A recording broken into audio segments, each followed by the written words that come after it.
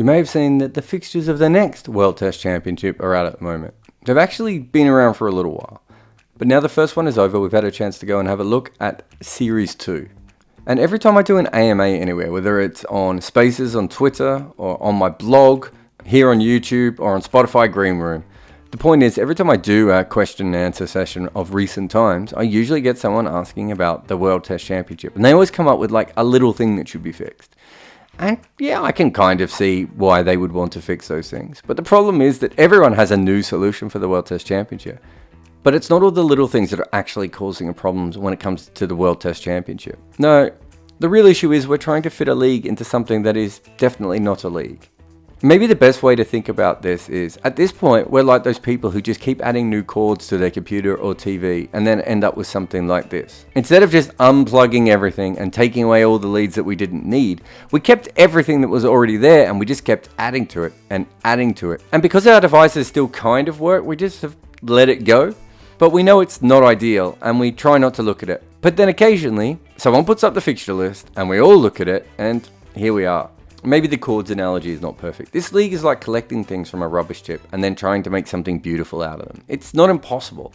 But the World Test Championship is anything but a normal league or season or anything that you would assume. So once you see the schedule, it's kind of impossible to unsee it. And why does all this happen? Because what you're really looking at here is a series of handshakes between boards that someone is trying to make a league out of. And that's what we have. I mean, we know fundamentally the World Test Championship is crazy. It makes absolutely no sense that we have always played tests as series because we know that is the best way to get a proper result. But when we have a World Test Championship, we have a final that is a one-off. And look at this schedule. I mean, not too hard because you will get a headache. But holy frozen shitballs, is this a weird fixture list or what? At the very least, you would think any sort of proper tournament you would have the teams all going into a knockout situation or they were all going to play the same amount of matches as everyone else. We're not even close to that. Bangladesh are scheduled to play just over half of what England are. It obviously doesn't make sense. It never made sense. We're not really supposed to notice that it doesn't make sense. We're just supposed to be happy that we have a final and that our test matches mean a little bit more. And in order to fix this colossal clusterfuck of a fixture list, the ICC have already changed the point system. This is our third system of tallying points in the World Test Championship, and we have not yet started our second season. But this is a good thing. It's still not a good system, but it's a better shit system. And that's all we can really hope for, without cricket changing all the underlying problems that have been there for just over 100 years now. So let's leave the point system aside for one moment. How different is this to a proper functioning league? It's not like all leagues have teams playing home and away against each other. But this here looks much more like a random generation than a real tournament. Not all schedules look good, but this one looks vomited, not planned. But let's start with the games that are played by different sides, because England's number of tests is mind-boggling compared to everyone else.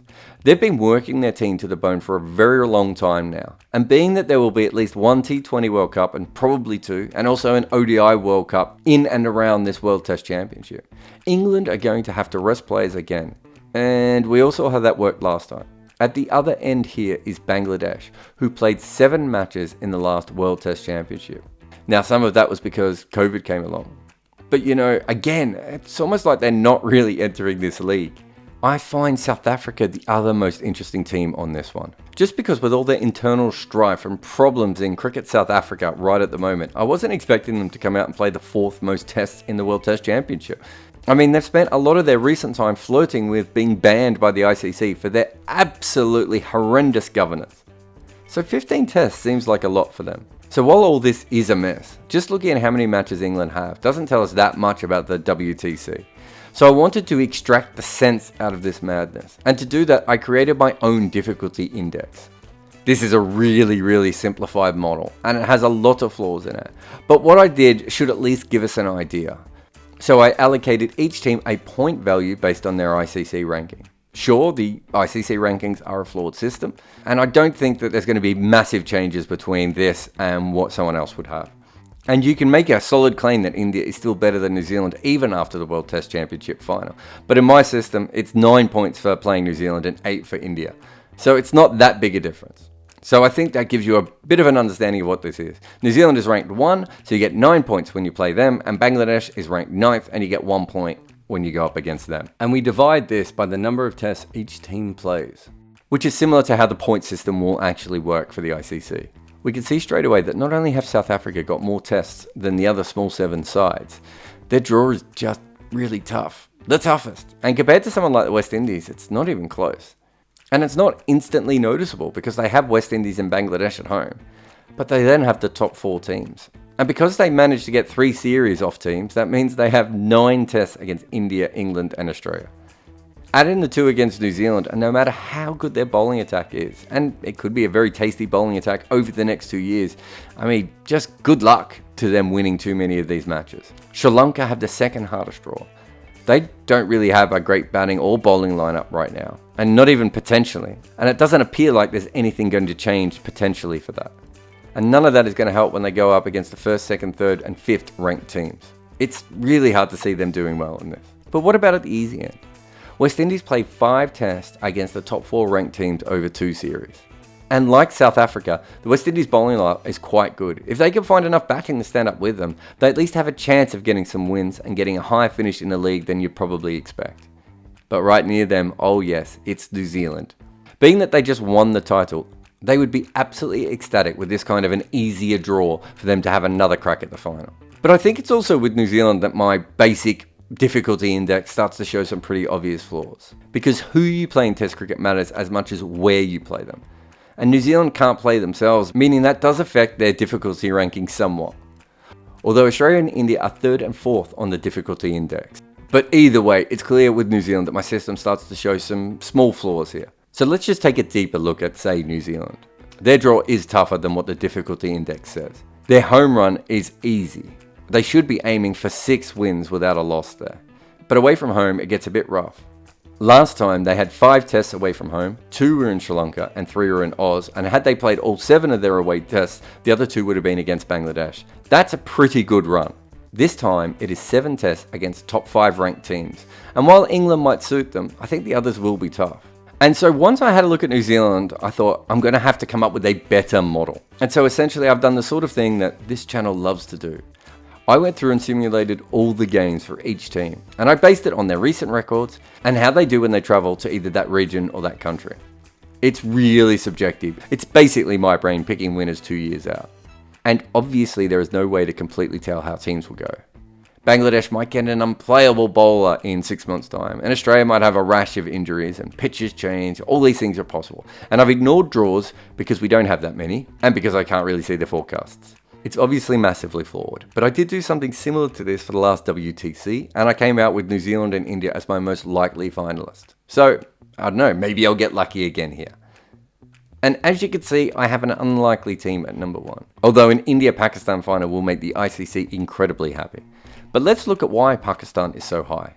They play 3 strong sides at home, but they all happen to be non-Asian teams. And I can see this happening a lot, because the strongest Asian team is generally going to be one of India and Pakistan, and they can't play themselves, and we're still a way off India and Pakistan playing in a proper series. So that means that they get a chance to catch a couple of non-Asian teams on fun pitches. And look, maybe they only win 4 out of their 7 home games, which is a perfectly reasonable estimate. Look at their away tests. They're playing the worst 3 teams when they travel. No other test nation has to play more than one of the 3 worst ranked teams in their away series. So for Pakistan to get all 3, that's a beautiful hat trick for them. Let's just compare it to South Africa quickly. Their away series are New Zealand, England and Australia. Yes, all those conditions favour them, but their bowlers are going to need a lot of magical tests to get a few wins out of that. Whereas Pakistan could probably play ordinary cricket, and you'd expect them to win at least 3 away tests. But they could easily win more than that. And that's why I have Pakistan as the potential number 1, and Australia down at number 4. Australia have a home Ashes, and then South Africa and the West Indies. You'd expect them to do pretty well in that. But their road trips are Pakistan, Sri Lanka and India. And being that against India they're playing 4 tests, even if they won a test in Pakistan and a test in Sri Lanka, they might only win 2 of the 8 away matches. And I have India at 2nd on the potential points list here. It's possible that they could win all 9 at home. They should beat Bangladesh 2-0, and they could certainly take tests off England, while they have a great chance of winning some tests in South Africa as well. Compared to, say, Australia, that's a really good away schedule. And I like their road games more than New Zealand's, for instance. Not that this matters that much for India. They have potentially the best batting lineup and definitely the best all-round bowling lineup available to them. But it's always nice when things go your way. And that hasn't happened to England. They are decidedly middle of the road in my system. And that's kind of if they play all their best players, which they probably won't. So for England, I think we're really going to see how good their bench strength is. But there are other tricky things with England. They play 3 teams who can take matches off them at home. And the Australia and Pakistan series make up 8 of their 11 road games. That's 2 good teams for a lot of away games. It's also worth noting that England doesn't have a great record against the West Indies in the West Indies, even when the West Indies haven't been the West Indies. What I'm basically trying to say is that England has won 5 of 15 test matches in the West Indies this millennium. And the only team we really haven't talked about so far is Bangladesh, who I think their sole objective should be trying not to come last. Their problem is that all their home series against Asian teams, meaning that their normal advantage may not play so well here. I mean, that's just shit luck. And their away trips aren't that hard, outside of New Zealand, but they still have to go up against the Dukes in the West Indies and the bouncy pitchers in South Africa. I think that might be tough for them. And who comes last in the WTC, barring another team completely imploding, will probably be decided when Sri Lanka and Bangladesh play each other, a potential battle of the worst. And for all the bad things about the World Test Championship, if these teams do continue to stink up the joint, perhaps something will be that when you have 2 terrible teams going up against each other, instead of just like playing for pride, they'll actually be playing to not be last, which might not sound like a massive thing, but might inspire one of the teams and might inspire both of them.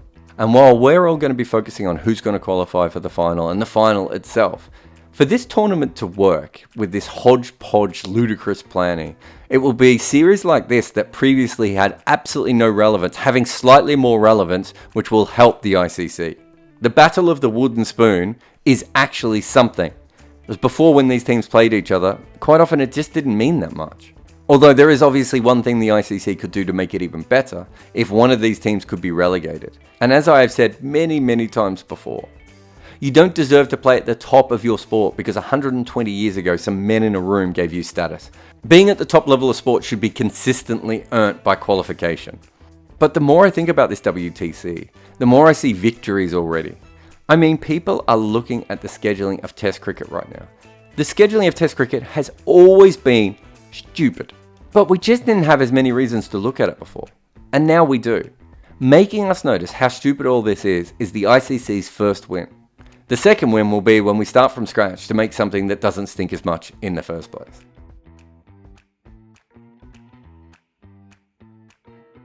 Just a couple of rapid fires to finish. Sure. Just a couple of predictions.